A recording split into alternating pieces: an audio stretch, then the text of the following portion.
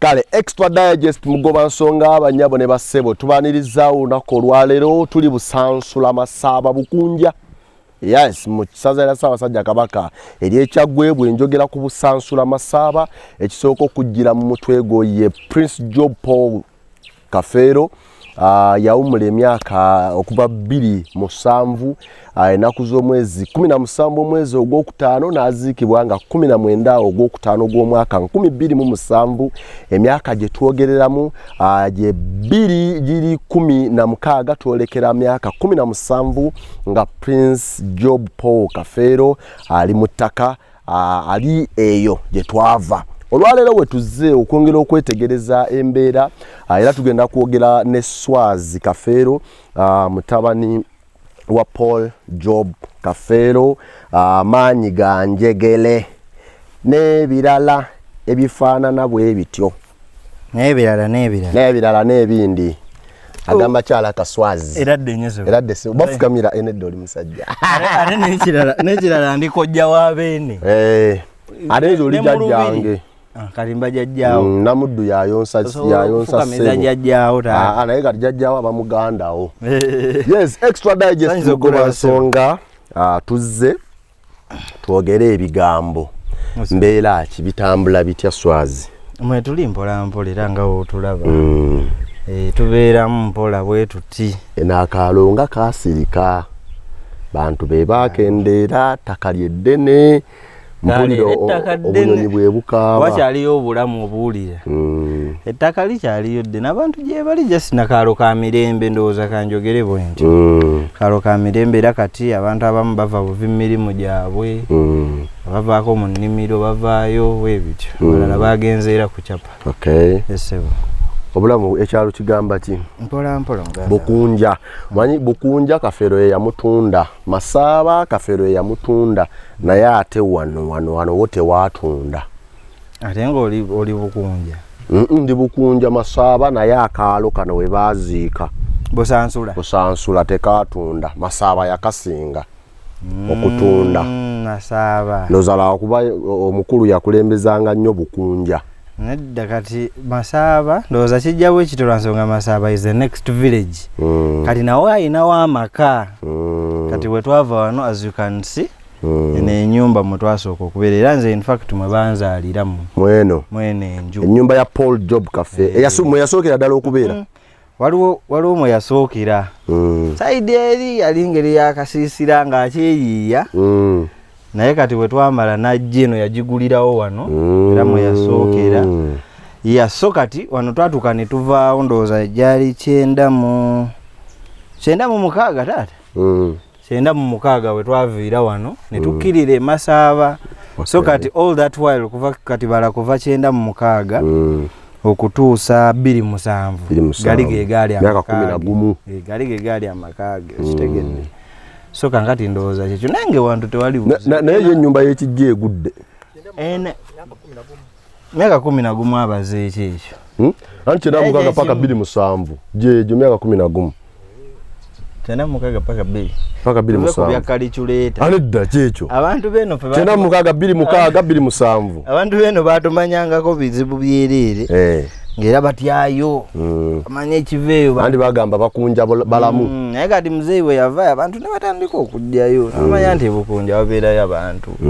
balikiri abantu be Bukunja bambi bali tebakyabeerayo birabika byaliyo eyo naye sibimanyi muzeeyi boogera ayinza obitunnyonnyola muba byaliyo baalya ku bantu taata nga mwakula mubiwulira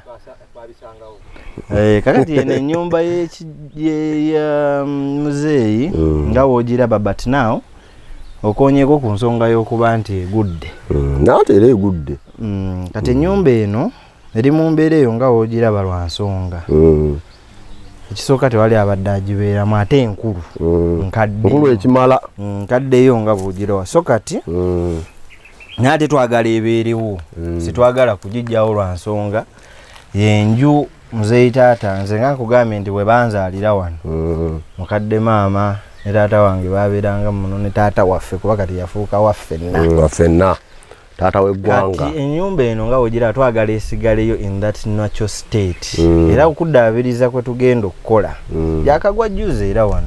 Twagala tukola okuddaabiriza naye ng'esigaddeyo ng'omuntu wajja tetwagala teekawo masaali, tuteekemu ttalazo, tuteekemu ttayiro, kyandereya. Twagala omuntu wanajja fine ejja kubeera safe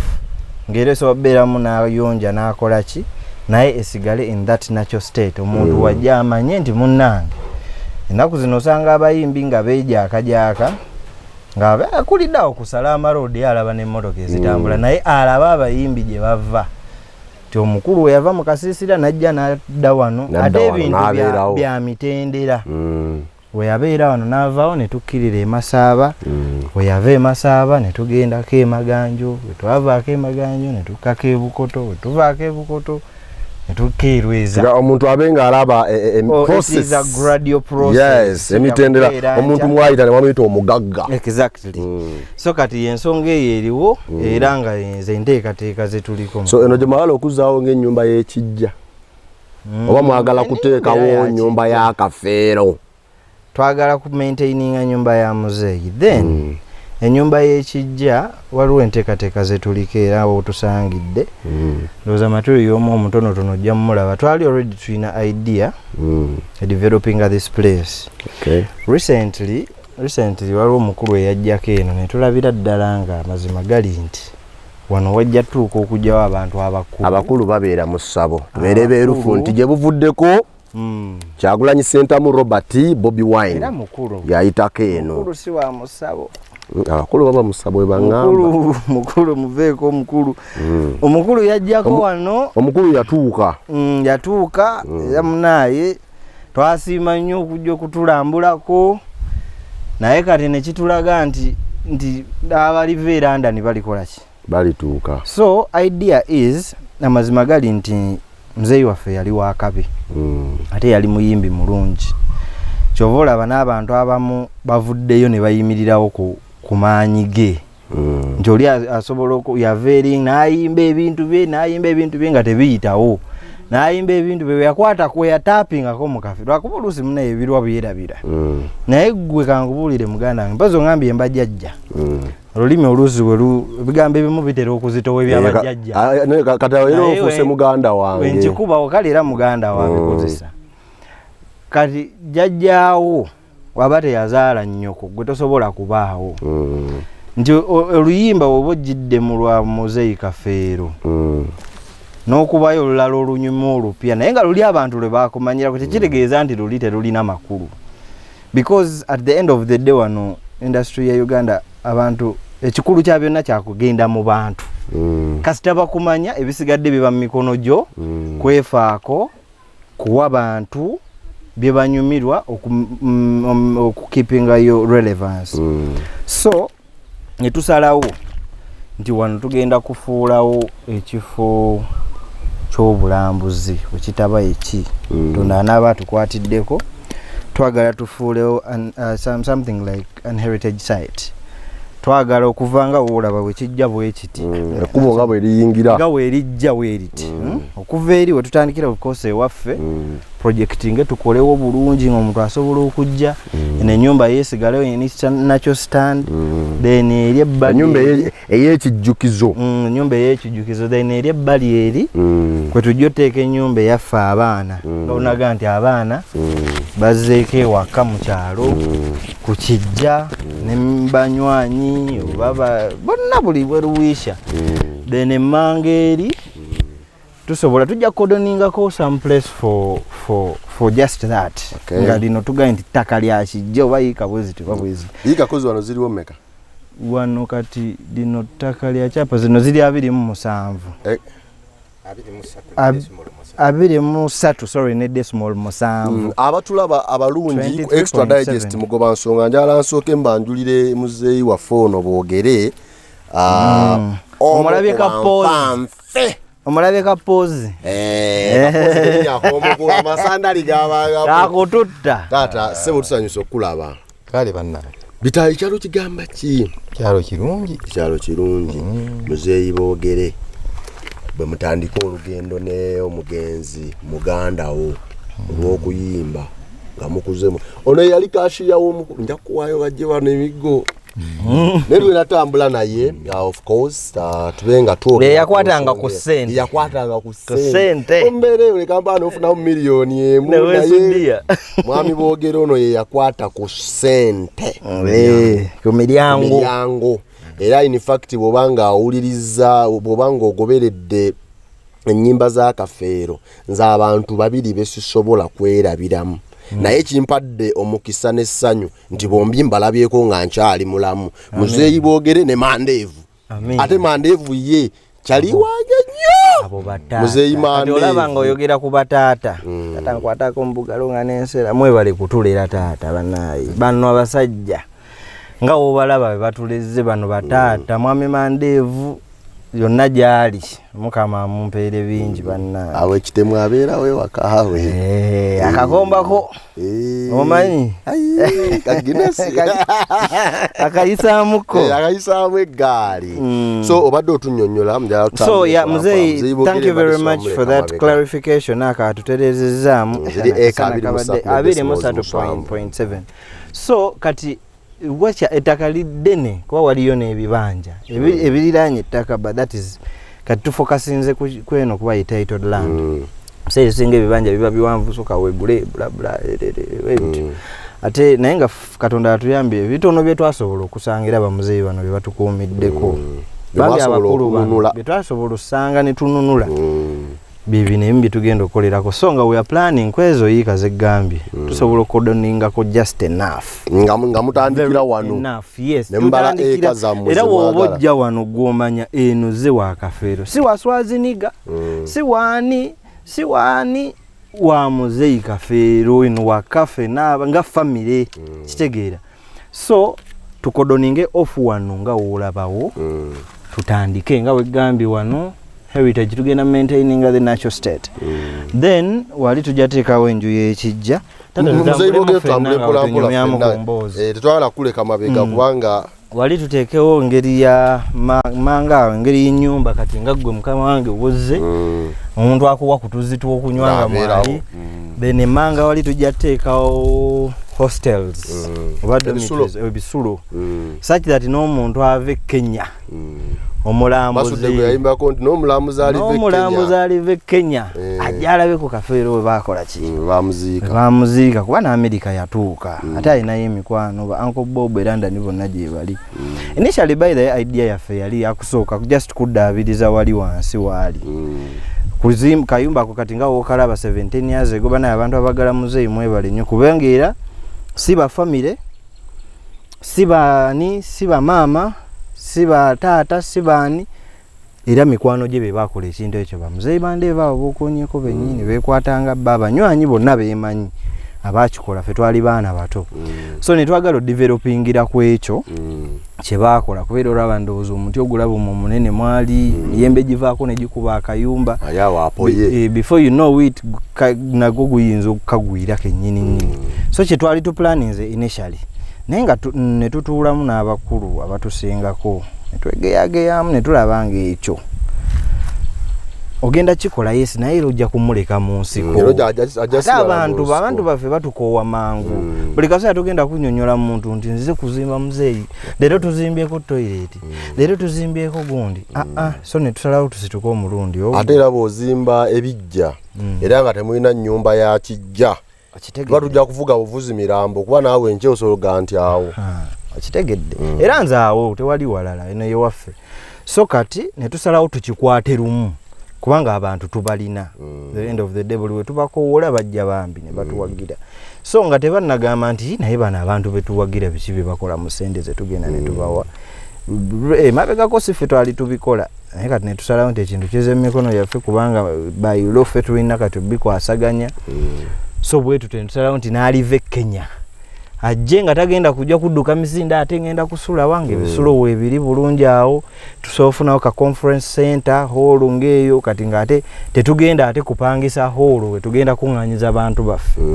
naye ng'ewammwe wenyini antu basobola okujja security gulugulu ne mubasanyusamu buli lunaku lwe mugenda okujjukiranga muzeeyi eyo hall yennyini nosobola otuulangamu enkiiko z'oku kyalo esobola okuyamba ku kyalo kati nga bano bamuzeeyi bayina enkuŋŋaana zaabwe bayina biki kubanga ekyalo kyo kyetaagako some center n'abavubuka bakuno bonga bo the youths you can put here a youth center notekako basketball pitch okitegeera abawala ne babaka kisawa abavubuka baleme kudda mu biragalalagala kunywa bunywi mwenge okitegeera abavubuka baffe basobola okuŋŋaanirako wano taata kaba kakodyo kyako baba wati awo tewaba walungi baana baffe ab'okukyalo netubanga mu mbeera eyo naffe contribution nga family gye tugenda oteeka contribution mulina kye mutadde ku kyalo kubanga tulina chance nti abantu we bali abatwagala ekitegedde bulungi so basically that is it tetumanyi bbanga likigenda tutwalira kyemba nenda okubuuza nti project mu mutwe gy'otuwa nene yes fundings bantu abo olaba abantu okugikola okugigusa kati muganda wange kankuwulira obugumiikiriza kintu kikulu nnyo era omuntu atali mugumiikiriza afuna ebizibu bingi ate ne bw'obanga ofunye biwalanga nnyo okweragaalaga era otakinga steps wano awantu wabaddewo emyaka kati tugenda mu 17 ekirungi onsanyusiza nti ebintu like you follow up so good so project y'abantu abo naffe kennyini nga mwe twetwalidde we tugenda okuzimba muzeeyi taata era tugenda bakowoola aleese omutayimbwa aleese akasawo ka sementi asimye omusingi tugenda kukwata mpola buli kimu mpola era projected plan tugenda gibateerayo bajja giraba ekifo nga bwe kigenda okufaanana naye tukoleko ekisobose nti kati omwezi ogujja by the time we shall come to okumujjukira guno omwaka already that is May 17th May lujaba lwakutaano already project egenda kuba eri up and running yandibadde already up and running lwakuba twafuna some other what twafuna endowooza endala yakino ekigazi okitegedde so tugenda tandikira wali ku nnyumba ye gyalimu bajja gibalaga abantu then era abantu ffe tubakowoola mu kikujjuko ekimu tujja kuba n'emmisa wano nga nnene tuyite ab'ekitiibwa bonna ab'omu kindu kyaffe n'abatali ba mu kitundu kyaffe n'abantu ssekinnoomu n'abaleero bayitira wano buli omu ebbaluwa eragenda omutukako ng'ategedde nti tutuule wano tujja teekawo bulungi weema zaffe tutuulemu omusumba atulyowo emyoyo era mu mmisa omu mwennyini abantu babagambe kye tuliko era ekyokukola bajja kuba bakiraba tuve wano ng'olwedde ekitambula kifo kyongedde okufunayo support tegedde kati we tuva wano abantu okutwagala kwe batwagadde kungi tugende ate mu kisaawe kubanga senta yaffe tetunagiteekawo etuuka mu kisaawe nkukonjeru era akanaavaayo ke tujja okwongereza ku kaavaayo luli akagenda okutandika kino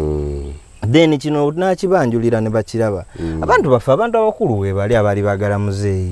muzeeyi alina mikwano gye ba minisita muzeeyi alina mikwano gye ba pulezidenti omukulu yakava eno jjuuzi muzeeyi alina mikwano gye abagagga ab'omu kibuga ng'osanga omusajja ng'avuga emmotoka ye naye ng'akuba Kafeero okuva e Masaka paka Kampala nga tamukyusa waliwo omwami eyansanga nga anoonya engeri gy'atusiima ye nga tagiraba kati nze munywanyi kankubuulire nze okukwata 5 n'ogimpa twaziniga wakiri ozimbamu taata wange era bwe kibanga kyekintu kyengendo semba okukola abaana be balabireko abazzukulu kennyini abaana be tulabireko abazzukulu ne be balizaala kuba tugenda kukola kintu kya buwangaazi si kyanca era kyovula ekibuuzo kyombuuziza nkiddamu nga gamba nti bugumiikiriza I know we shall win we tugumiikiriza ne tukwata mpola mpola wano tugenda zimbawo it is very possible ekirungi nti ettaka already lirino tulirina siryaggula nga waliwo omuntu munnaye akaluubirirwa n'okuyambako akaluubiriza okuyambako najja naga nti munenkwatirako omutunulira nawe akukwatireko naye ntandikirawa nkukwatirako naye nkwatewa munnange so kati ffe tuli ba mukisa nti omukulu ettaka lino siryange sirya mwami Bogere sirya Simon Peter siryani sirya Nagawa yanyiniyo yali egulira mbulamu yegulira ku ssente ze era naffe kye tugenda okukola tugenda kikola ku ntuuyo ze so kati abantu bonna abaali bamwagala for me I'm very sure bajja kuzimbawo step by step buli omu kyanaaba atukwatidde kye tugenda obba abasiimu nakyo ye mukama wange. Bino nga bigenda maaso ennyimba okyogedde nti wali awa nange naali wano copyright bwejje enkwata nemba wa ssente nkuwulidde oyimba mu nga nkoonamu kuba ate newe mba ntambula butambuzi ne bwokwata laptop ndeka tuveeye maloboozi gano gakuba ne bwokwata laptop yange nani stop za Kafeero lwaki nti ebiyigiriza bikyali bingi mu nnyimba ate ezimu tuzifuna bufunyi nga tetwafuna mukisa zikola bikyali bingi bibanga ebigenda okuggwawo enje ebiyigiriza bingi byo mu ebiri kuba naffe bye bituleze fe okuleka bakadde baffe bano fe ng'owuliriza nnyimba ezo n'okkakkana mukwano gwo nakukola ekintu n'ogenda n'osuulamu kalo anga akalombolombo kange ekyokujja masonirenge endongo ndi mwana wa wano nze Kafeero omutendeke owaddala muganda wammwe Kafeero temumbuusabuusa ne mukiga okitegeera sibuka mukyajjajja wange mugema abo bettumbi mu kiro wendigenda mu mukonkone nzinzuulira tabola abantu bakika kati ng'owuliriza emikwano nti mizibu n'okkakkana noga kitegeeza derikyono kye yankoze it is okay. In fact bw'ogenda obalaabala n'otunulatunula waliwo mbale bayita abasinga baluyita batya tulabye n'obulamu buno obwakookoonyo tulyanguza osowaani kukyuta soje twabujja tewali ekigambo ekyo mu kiyimba bubi lutulyanguza osowa ne ku kyotazze omanyi okusowa ku kyotazze owaayo ne ku kyotaafunemu obulamu buba bukuliddemu enguzi okitegedde osowa ne ku kyotazze osowane kukyotazze mbwe sowaani kukyokya copyright etugattagatta nera bwenejje ekwata abaana ennyimba za Kafeero mwenga famire n'abalina obuyinza kulinnya Kafeero ne bye yaleka akoze tukyazifunamu nimba ezo ffe ng'abantu baana twazifunamu kuba baatuweerera tebatuweerera bwerere twasoma serira akatwamunywa nolula amata mugalaba amata twaganywa naye kati right now twasetinga like twazi copywritinga kuba problem eyaliwo tibamuzeeyi baffe by the time bwe baatandikira okukola music oba ne internet yennyini yaliwo internet yajja mwaka ki mu Uganda yajja 2000 9 mu something 9 mu 2 I don't know I'm not sure naye gwe manya ne internet etandika otambula awo kyena mu 2000 kati ng'osanga omusajja ate ye ng'alina oluyimba mu 9 so no how ate naye yajja teyali y'ebyo bya copyright biki kitege nga n'ekitongole kyennyini ekitwala wano ebintu ebyo kya UPRS suubira nti kyaliwo okitegeera so ne tubanga ebimu tulina obikuŋŋaanyanga ffe ne tubi copywriting kuba gwokimanyi omuntu osalawo copywriting kintu you have procedures internet oba ogitegeera bulungi era loyalties zivaayo ne zikola ki so kati tulina problem ebadde etambula ey'abantu bano ba distributors abagulanga tape ezo kino ekintu leero kankifuule very clear and simple. That is why they are called distributors. Distributor mu Luganda ndowooza ye muntu asaasanya. So mwami Lusini, mwami Kasiwuukira, obamanya amanya muzeeyi ani omulala Kasajja naye yabawayo ku ssente ye Kasajja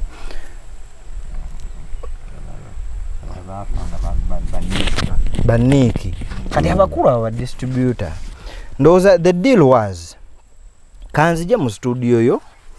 si ndowooza in fact the deal was kanzije mu studio yo record a song then gwolutunde olusaasanye ompeemu ssente kubanga sibe baamuyiyizanga ebyokukola ki gwe ennaku zino kimanyi bulungi nti omuwandiisi omulungi awandiikira miliyoni 5 ku 3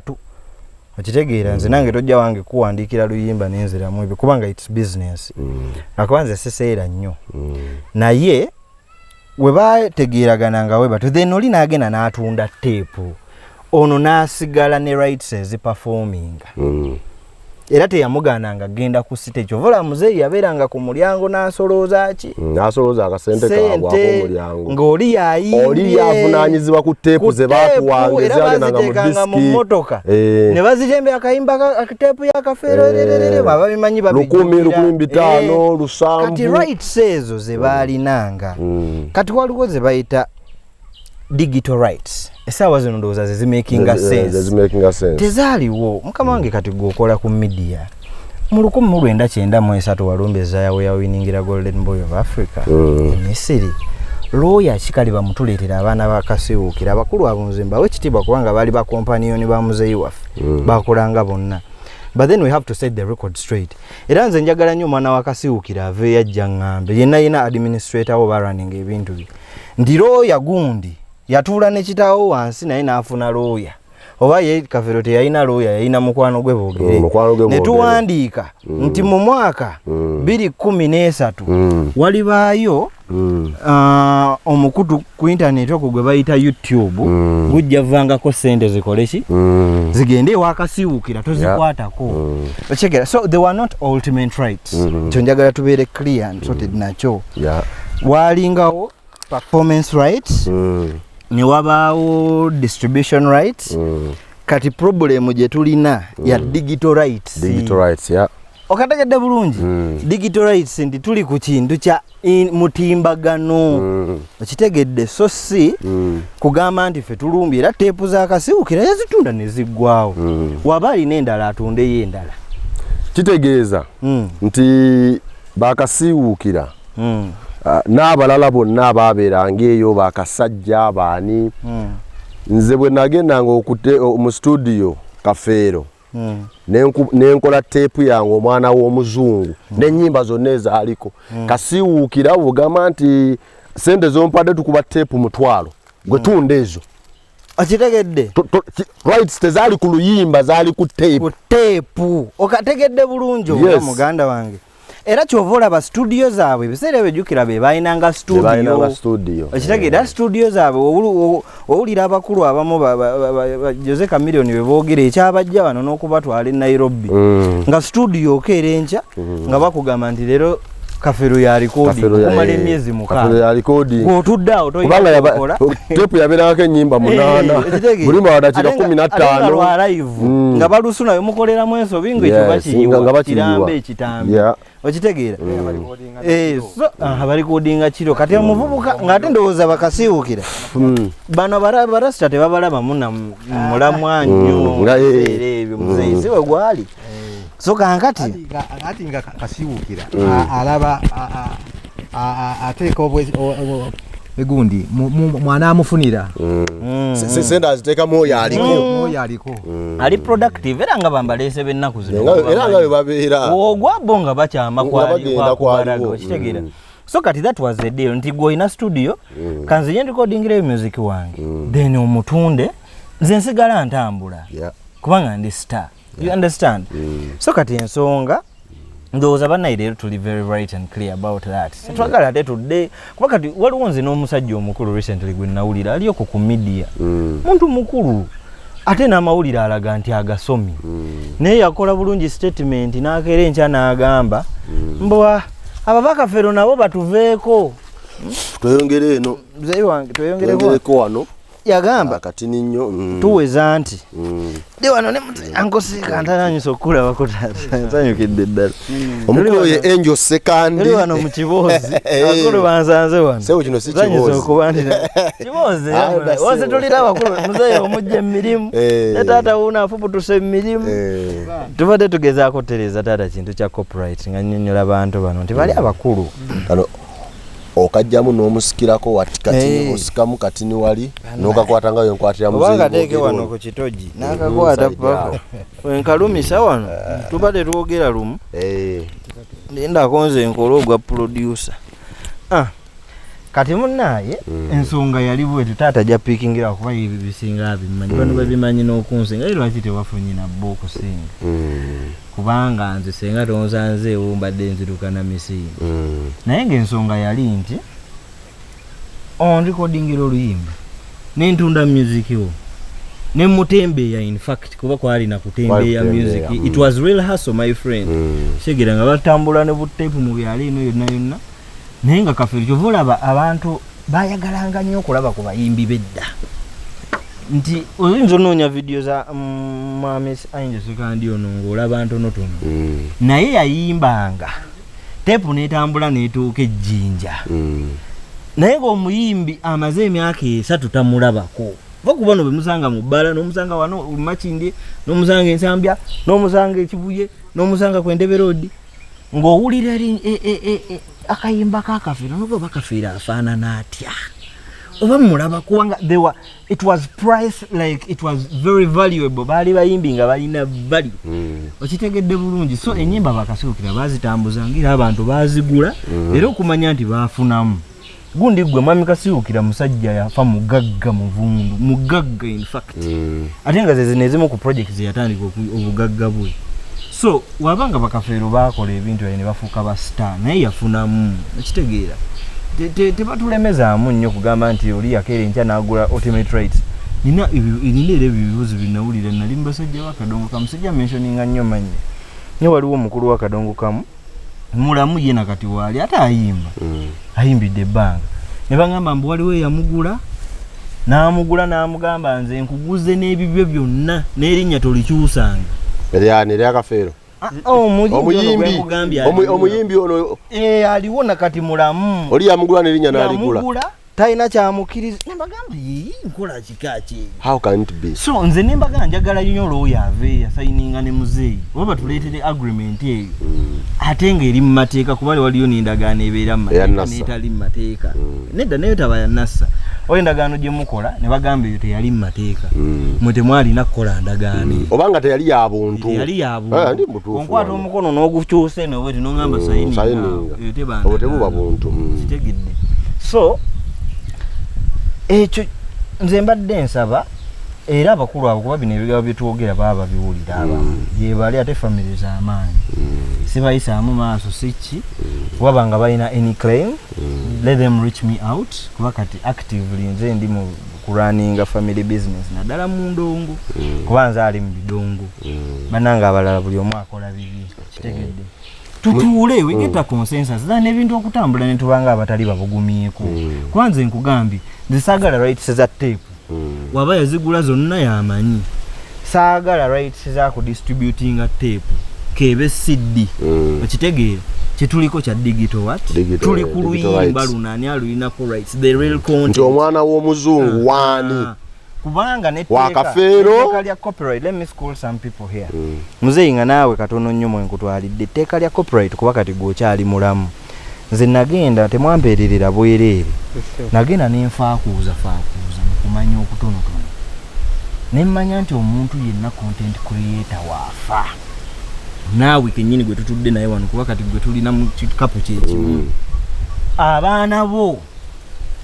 sina baana boka ba beneficiaries bo buli muntu gw'obadde olabirira sigambye baana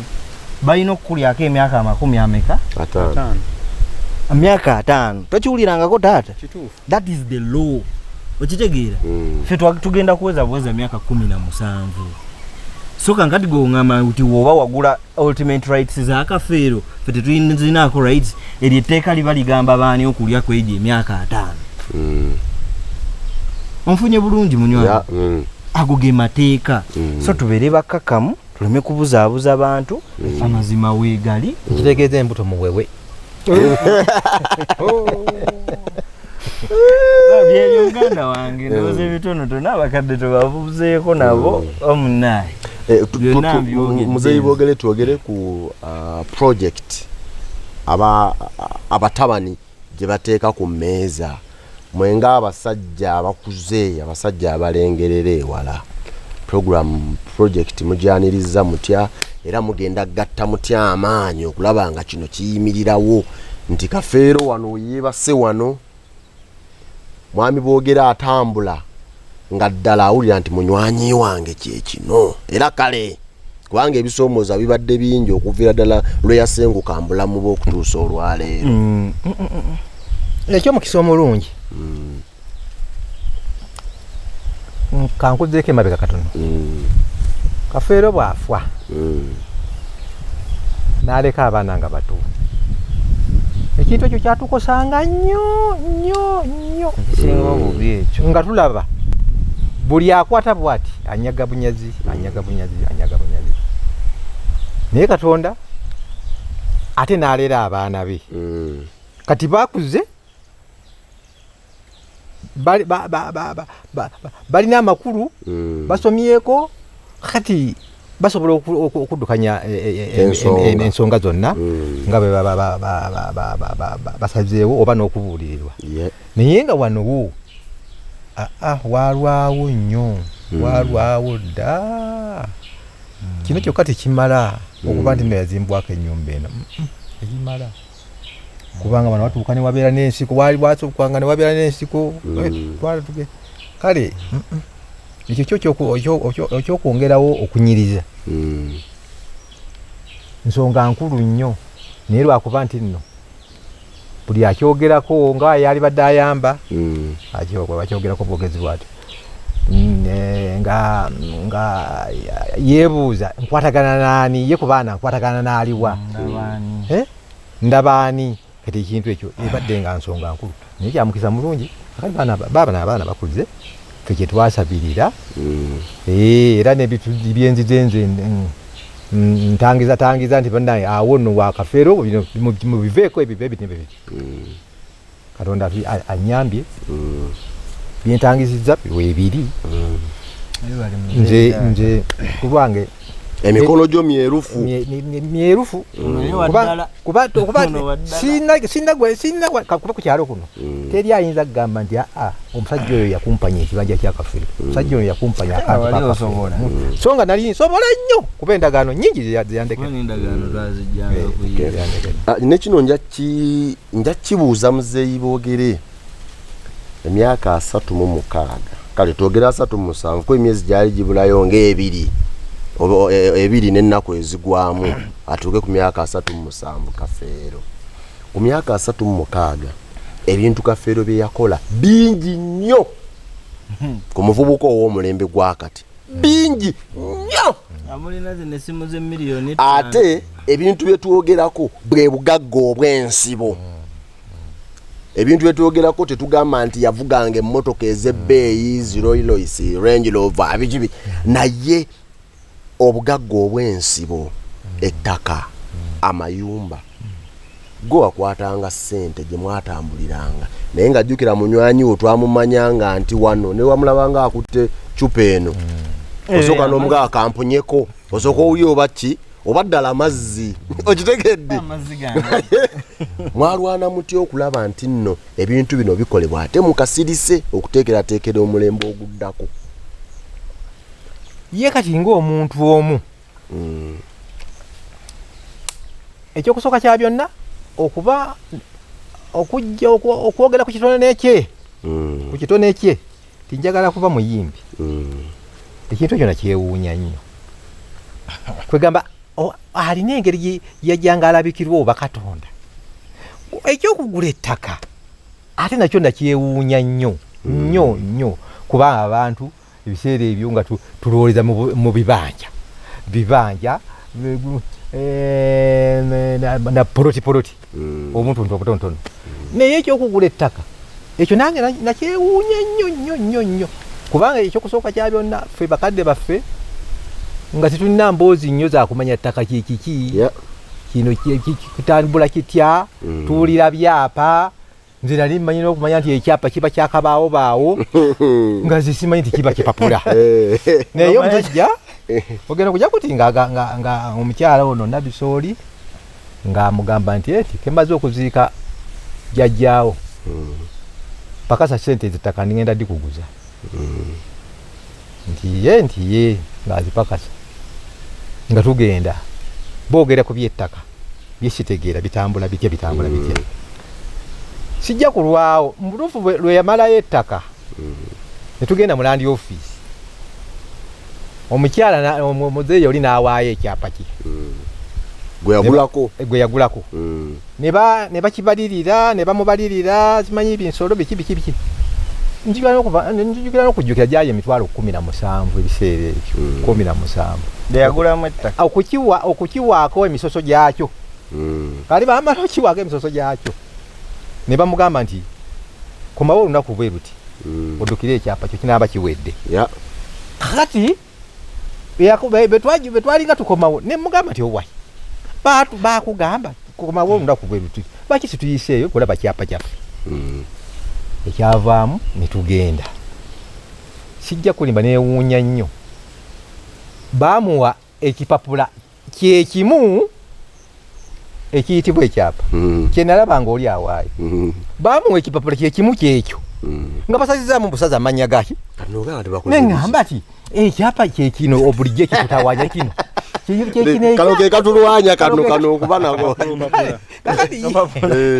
kapapula basazizaamu manya ga nanyini kukimuguza bataddeko gage bebityo egamba ye yalina biwanvu kyategeera ku byettaka okunkira kubanga yalabikirwa mu bintu ebisinga obungi yalabikirwa obusukkulumu bw'okutegeera kwe kubanga olwaleero bw'otunuulira in fact waliwo n'abantu nga bakoledde ebbanga oba oli awo erisinga ku lirye ng'ate bamanya nga batambudde nago kubanga bw'otulaba bagamba nti wano ziri eka 23 ne decimals 7 ate wali ayinawo ekibanja wali ayinawo ekazi endala wali eri biki Matuga ayinayo ennyumba ekawuku ayinayo ennyumba okitegedde naye nga teri muntu ajalaga naye Kafeero yankumpanyawo okitegedde ate nga n'ebyakumpanyizibwawo ng'embeera yakagira nabyo biki nabyo bingi nali nagatta negundi sente oyo nga tayagala nali nagatta negundi business nali nateeka sente zange muli ekizimbe Kafeero yali yakizimba naye okuba yali yakyesigisa muntu we nga byonna bikoze eki naye still n'asigala nga ebimu nebwe byabbibwa era ebyasigalawo biyitirivu obusukkulumu bw'okutegeera okwo n'ava mu Kafeero ffe mwe twamumanyiranga nti oli lujuuju okitegedde nga bwadde naga nze siri lujuuju okitegedde nywera Kampala nga balowooza sente azimalira mu bbiya nabamaama naye ng'enaasiga naye kugamba yalinamu omutima ogukola ebibye n'abaana be n'abaana be twekisize kankole ebyange nve ku bya famire bye tulowooza ekyo yakinnanga nnyo nti kubanga waliwo ekibanja kiri yasooka okugula ekibanja kiri awo osuka kubo kiri eri mu Kasenyi manga waliwo ekibanja kyayiika nga 6 naye lwe yakigula n'akisasula bwati yagula ekidomola ky'omwenge omuganda n'aŋŋamba tiboogere wangi timponye emirerembe gy'abaana ba kitange nze nguze ekibanja ekyange era tugende tunywa ekidomola ky'omwenge mwakinywa kiramba muzeitaani ne tukinywa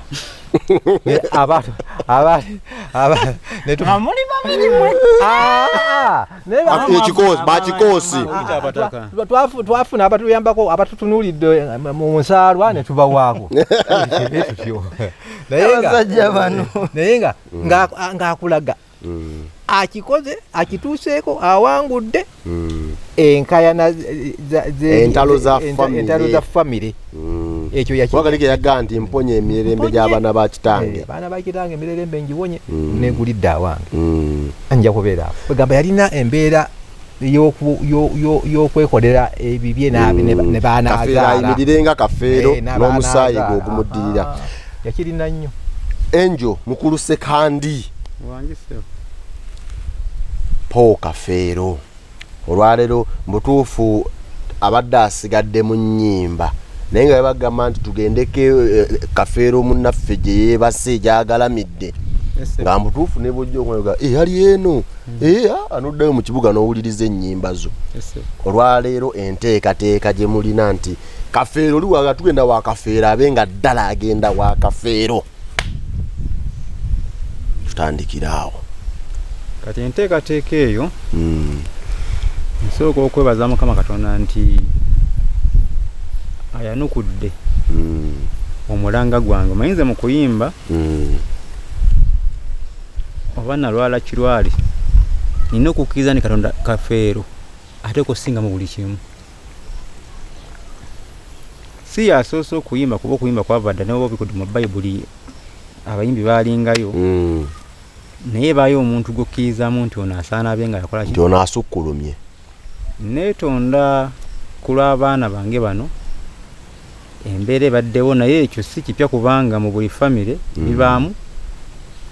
ono si yasoose mulimu bano balawo kunokaya ne lyabakayana nga omuntu tanala kutuka nsi baziika leero era siwazitani enteekaana ne zitandikirawo. bw'obanga wafunye okulabikirwa ntuba nti tutambuze ekintu kino sooka onkwate mu ngalo ekyo kikulu nnyo. zanyuze nnyo taata. era nsaba mukama bali obanfukamire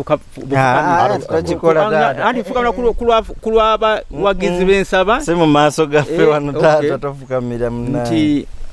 abawagizi ba Paul Kafeero njaga mudduukirire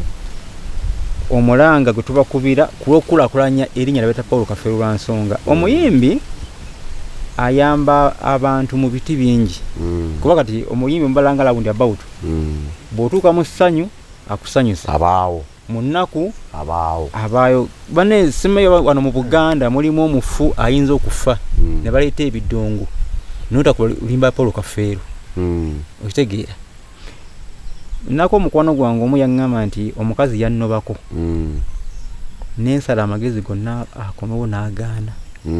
neŋŋamba ne Kafeero yayimba nnyo kangene muyimba za Paul Kafeero nfunayo lumu n'agula akaleediyo limba n'alufuna n'alumuteerako n'alusindikira omukazi era n'akomawo. kitegeeza nti abayimbi tusootinga ebizibu by'abantu bingi naffe tubasaa ku mulundi guno mutudduukirire munnammwe abayamba mu buli kanyomero ka kizibu temumuwemukira kubanga omuntu waafa awemukirwa mujje erinnya lye litembeete enkulaakulana ku ttaka lino lyagula lyatakabanira era abaana be abadde balabira mu bbala eddala ekyo mbasaba mukimenyewo ku lw'obulungi bw'omumuli guno ate era omuntu wabanga wattutumu abamusomesa mu buli ngeri yonna ne mukama simunenya olwekyo ekyajja mu lujja lwa Paul Kafeero birimu obusomesa era njagala ensi erabe nti omuntu asobola okunyagibwako emmaali ye yonna neggwaawo era mukama n'amuddizaawo n'okusinga kyeyalina nga olaba mu Yubu nti Yubu yagibwako emmaali gyeyalina mukama n'amukubisizaawo Katonda agenda kukola ekyafayo mu lujja lwa Kafeero muno abaanyaga ebintu bya Paul Kafeero nga mukyalya nze enjo sekandi Katonda nga baali omulamu tugenda kukwatagana n'abaana ba muganda wange ono batabani bange erinnya lya Paul Kafeero liteekewo enkulaakulana etabangawo ababba emmaali y'abafu baswale waliyo n'ababba ennyimba ne bazigaggawaliramu ne bamanyiira abantu bye byonna bwe bityo byonna mbizingidde awo kubanga senga Paul Kafeero abadde akyalya emmere bangi tebandimumukidde naye olw'okuba nti yavaawo takyenyeenya bingi birina okukola ki okukolebwa kati asobola ye kwerwanirira naye njagala erinnya lye nga tukwataganye kubanga okwegatta g'emaanyi ligenda kukola ekyafaayo kuba Kafeero ono nzenna okakafu nti ajja kwogulako paka mu kyasa kye-13 olw'ebigambo bye yayimba omuntu yandiga nti abamu yalinga azina ku stage naye tujja tuuka ekiseera nga n'abamulako nga azina ku stage tebakyaliwo naye ng'owuliza bigambo bye yayimba n'omanya nti ono teyali wa bulijjo. Okay. Twogere ku kubanga tulaba abamu babadde bakyali balamu omukisa ogw'okugaba ogw'okukkiriza abayimbi abaliko okuddamu message ya Kafeero mu luyimba buli omu lw'anaaba ayagadde oba mwe munaabamutudde ne mugamba nti kati gwe Kamiliyoni kola luno gwe Bobi Wine kola luno Bobi Wine yeegabira dda nti gwe gundi yabalaba okay nti gwe gundi kola luno okitegedde enteekateeka eyo waliwo abagaa nti naye Kafeero bamukuba mu kigoma kyakati okitegedde enteekateeka eyo enaabaawo enaatambula bulungi olowooza message zinaatambula zitanga tulaba Sebatta bwe yakola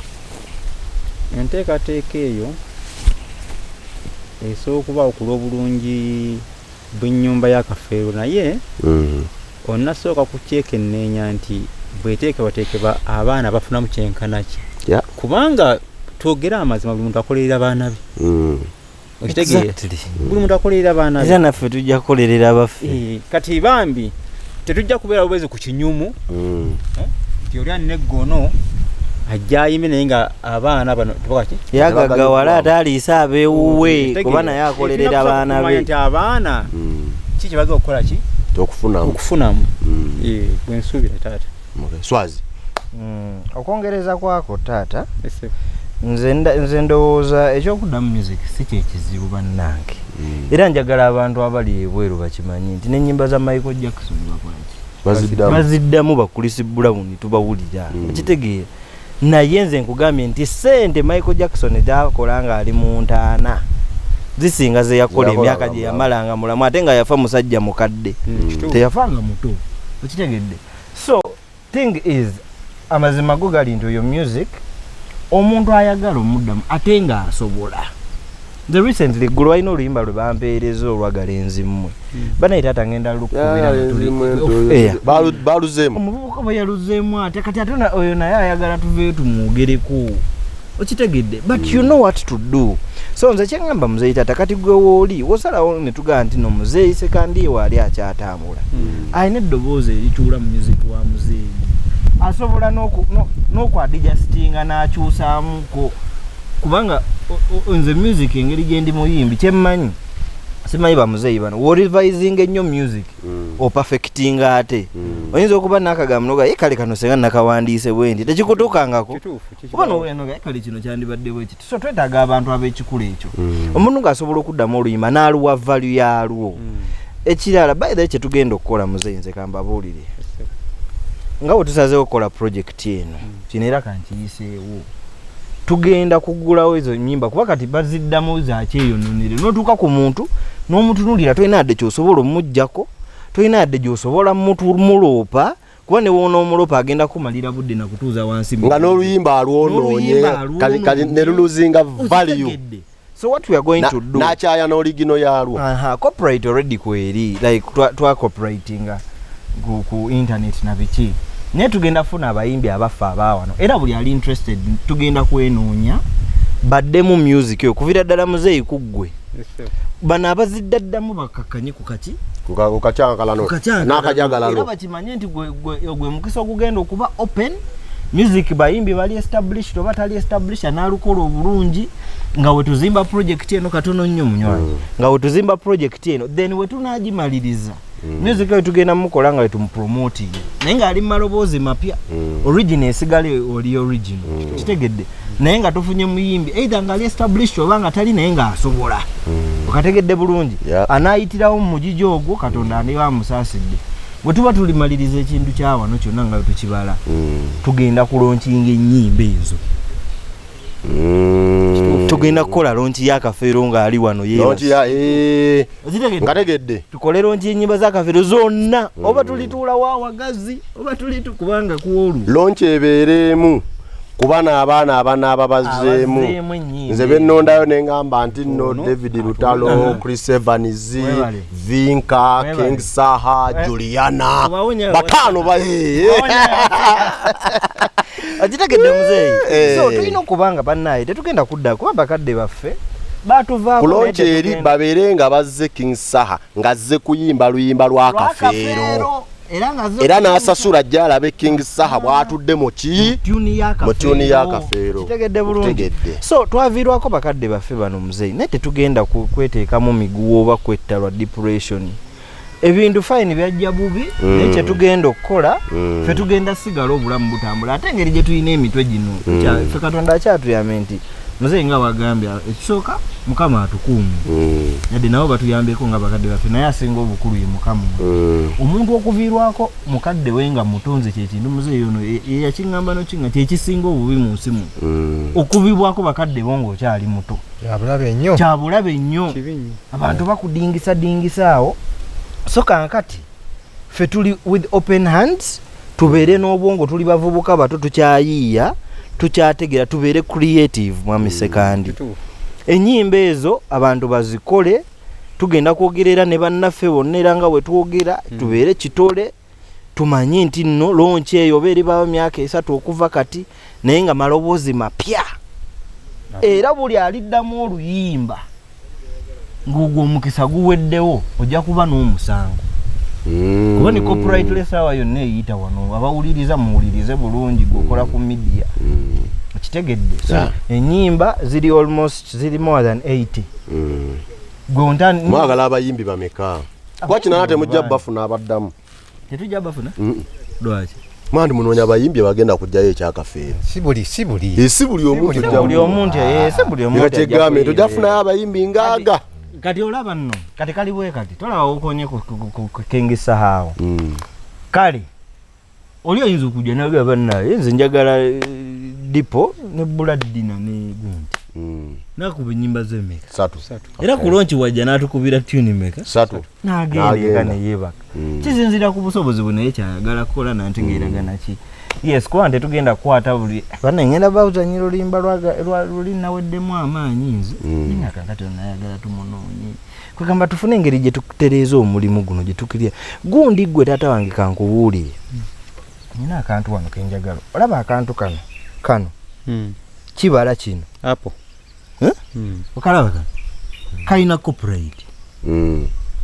kano ino logo ya simu egi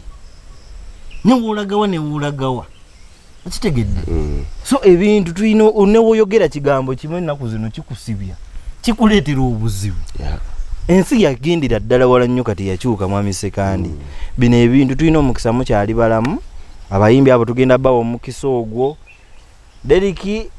muyimbi wo mugambe tugenda bawa omukisa mudemu music wa muzeeyi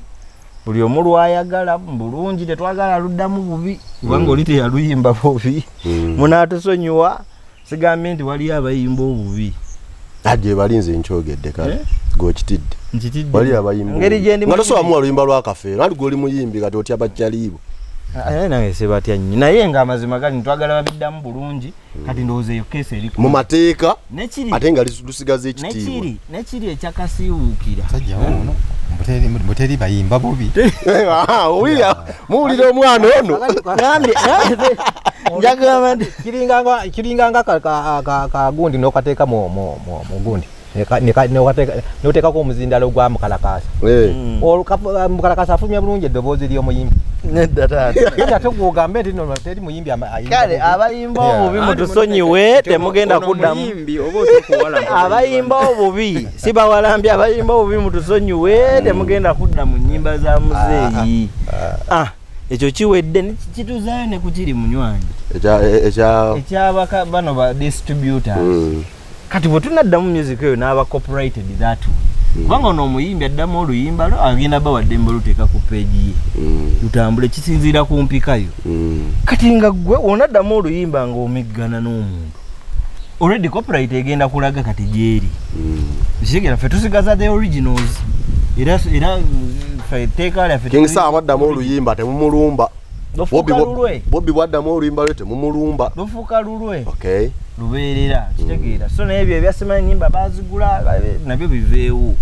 tutambuzeeko gino emyaka nkugenda ffe twakatambuzaako 17 kwataano gano gino egisigaddeyo wakiri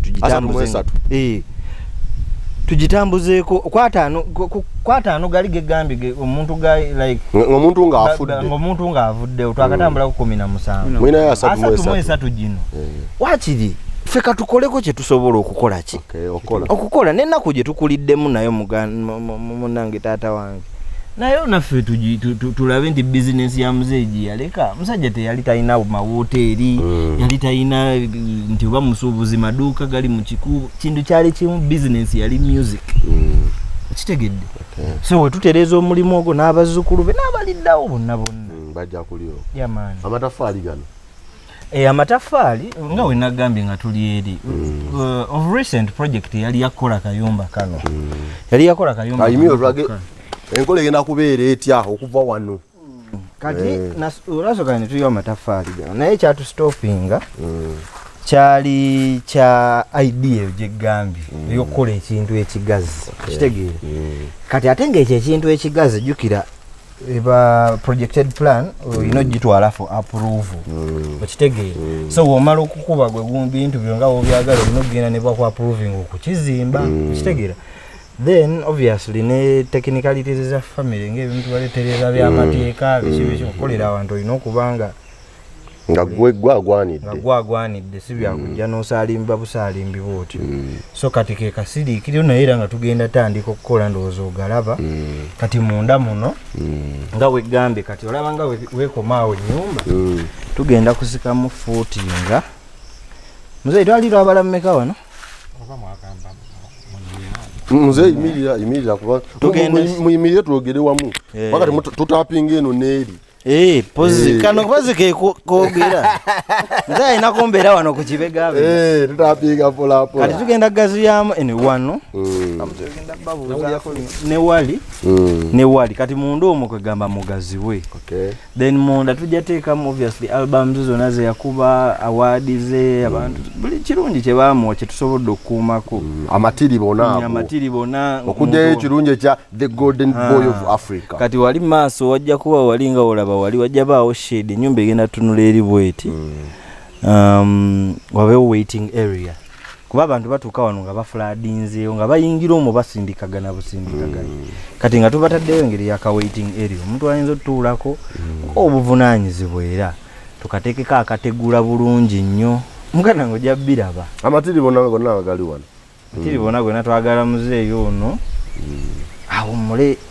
nga wallahi bw'otuuka waawummulidde ogamba nga ddala nga ajjayo ekiri kyennyini nti naawummule mirembe baasi oyo ali star tewali ate akayanira bintu bye tewali akayanira music tumiitinge nga abooluganda nga tetuzze kukayanira bintu nga temuze kayanira bibanja omusajja Honorable Kasibante Moses yagamba ekisinga omuluma n'okusinga ku bantu ba wano meeting z'ekika naddala nga omukulu mu family afudde oba nga aliwo afudde meeting esooka kubagabana ttaka okitegedde tutemyetemye wanze mu mpaawa n'abataaliwo ng'oligula nno nkugambye omuntu omusanga ku kibuga nga waligula bukunje naye najja n'alikutemera nga omusanga site so nze njagala tusisinkane nga tusisinkananga baaluganda ngera eyo musisinkana ewaka mulabawo bamuzeeyi baffe bano tubabuuzeeko kobira eno ne bakuuma ekifo bulungi okitegeera ate mwe babalaba gaba nabo balabye bingi bambi bawuliranga emitima ginafuwa bingi nnyo ate baabo batukaddiyeeko ate bagaera bw'ofuna kaabirako omuzeeyi gwe myaka nkaaga ogimanyi emyaka gino oli okubaga omulala babona aganze gwe nali manyi yafa okitegedde ngende kubyalo waliwo omuyimbi yakyogera nga tuli mu miitingiza era wakabira kuba sijja mwatuukiriza linnya kuba na musajja mukulu wakitiibwa ali respected yagamba kugamba nga obuvuyo obususe yayimirira mu meeting nga batugaba n'ogenda otuwere nagamba nze nina erinnya lyo protectinga bannange nga ayagala kuyamba naye nga alaba ono akayanira kino ono akuta amajiika agatwala ono akuta amasuwaani fena amaseppica nti bagatwala okitegedde nagamba bannange nze sigenda beera mu ebyo era natambula erinnya lyange ligenda kitegeera so kyetwagala tutereeze waka kadde bakyaliwo babano balamu batugayidinge wetuba kati kankugereze ennyumba y'ekijja bw'oyinza okuva obuviiri n'olaba ennyumba ekaddiye n'ogikoonawo anti nga ogamba abaanteekewo ng'oliwo ovuddeyo bana b'ennaku zino babalabirira bakadde ne bakulira eyo mu nsi z'abeeru najja ye ng'alaba ayagala kuzimbawo apaatimenti bino tubijjewo tuteekeko kalina yaffe so nga munnange olinaabo bano abakulu ayinza okunyumya nti ekintu ekyo tewandikoze eki olw'ensonga bweti ne bweti n'otuula ebbali nagawo kitegedde kale katukole wano so kati embeera eyo bweti muganda wange ekijja kiri nga kiri wala nnyo eddaalo liri wala nnyo ekijja tukireke kiri wala era nga okiraba tuli wano ndaba enjo agaa kireko soke tukireke ekyo lwakuba wano mulina okugaziyawo kijja kyogako olulala ate mukulu omukulu ensonga z'omukulu tebaziddamu kituufu kyekyo muganda nga bakadde baabano kyonna kyeweetaaga extra digest mugoba nsonga bwetu bwe tuli twakedde bukunja munnange twebaza katonda twatuuse bulungi ate ne tufuna abantu bana ab'amaanyi era ab'obuvunaanyizibwa twogera ku the golden boy of Africa Prince Job Paul Kafeero nakinku nakinku nti nange atamanyi byakuyimba bongamba nti mu Uganda menya yaba abayimbi aba era njabba kumenyera naye kyannaku nti abasinga baafa kubataana abasinga baafa naye basigalawo kubanga music asigalawo naye ebigere bya Kafeero bitambuliddwamu bitya owulidde abasajja bano nga bannyonnyola olwaleero akamwenyumwenyu ke bayina olw'ebyo ebibaddewo nti kale bwe kibanga kituuse awo tulabe ng'erinnya lya Kafeero lisigala nga weeriri siri essanyu bannange era olabire ddala nga munywanyiwo ddala ekitiibwa kimuweereddwa nga tumaliriza swazi tusooke twogere ku muziki gwo ndongo yange ndongo yo manyi mubuze kundo ebyono birala biveeko nze mbuzizza gwe lwaki obuuliza ono ndongo ogambi waliwo yakola ate waliwo yabuuza nti swazi yali amanyi wagenda kuba akadongo kamuwa kitaawo buli omu akola kyasobola alaba muzeeyi bano music ffe yatukuziza ate mwetujje n'olulandira senga sibbo senga tetuliiwo kubanga tosalawo ge baje bagenda kukuzaala tosalawo bazadde bo nawe weesanga bwesanze ku nsi nti mwami boogere ye yanzaala okitegedde so nze nange nakola kyensobola naye kadongo kamusa omuyimba bulungi lwakuba simuproducinga era we naaba bayimbira oluyimba ngenda kukola lwa muzeeyi nange naye nga mukuba bulungi nsumulule kaliwa aka muzeeyi naye gwe manya nze nasalawo what I can nze nkola afrobeat nenkola raga nenkola zuku bwentambulirawo so kadongo kamuze muyimbamu just ku stage live era nyimba kiri kyennyini kyobola saagala babyunoona nze nkikeeping original naye nze nga nze nina kayimba kange akapya bakayita temubongoota ke katambula kati abantu bakuno abantu bebukunja abantu baganda baffe mwenna abatulaba ensi yonna temubongoota ogwo mulanga gwava wabeene ne principal agenda akitulambika buli kaseera his excellence Robert Kyagulanyi nti tetukola ki tetubongoota tulina okukola baganda bange tulina okwekolera bantu bakuno nze gye mbagamba buli omu alina okukola tatanyimbiramu temubongoota basebo temubongoota kati bino ebintu byetubeeramu abavubuka bakadde bone bafa ekyo kyogamba ekya honorable kyeyagamba ne mudda mu kulwanira ebintu naye nga namwe muyina engalo musobola okwekolera ono omukulu gwe tuliko kati essaawa zino yafiira ku myaka 36 tubala 37 gyali agenda oweza naye ebintu bye yakola mu egyo emyaka osobola osanga n'abavubuka kati abali mu myaka gino kuba kati nze wontunuulira sibuzaayo mingi nnyo okugiweza egyo emyaka yimu yafiire okitegeera naye otanga omuvubuka ow'emyaka ejanga oba osanga kati n'abaataano nga kaanira ebintu by'omuntu eyafiira ku myaka 3 okitegedde kati neweebuuza ono ye yali akola ki kale kati n'owabiri omukisa tegwenkananga nassebo nedda mugana we oba olina gino emikono ogiraba bano bamuzeeyi bonna balina amataka kintu nze nzikiriza ku ttaka letulina mu nsi eno nti buli musajja atambula asobola okubaayo ne kaataano ku ataano mu Uganda yaffe tola nti tuli miliyoni 4 buli muntu asobola okuba nga alina ettaka mu Uganda okitegedde naye just omusajja omulabi ekibanja kittaka kale omuntu wooteeka akayumbako ne weebakanga kako okitegedde kwegamba kikyengezaako okugenda okutegeeza nti tulina okukola tetulina bongo tatulina okukola kubanga obunafu mwe muva ensaalwa oba munafu ng'olaba munnaakola wafuna ebirungi notandika onyiiga notandika ozimba omutima so nga ate abikola olaba so kati nze bubaka bwange era sirina kirala kyengenda kwongerako banayite mubongoota thank you very much tweyanziza nnyo tweyanzeege extra digest mugoba nsonga ensonga zino era katuzikomye wano ezinaabazizzeeko tujja kuba tuzifuna nze sesanga bate the great Idris Lukwago ne Dan Mugoya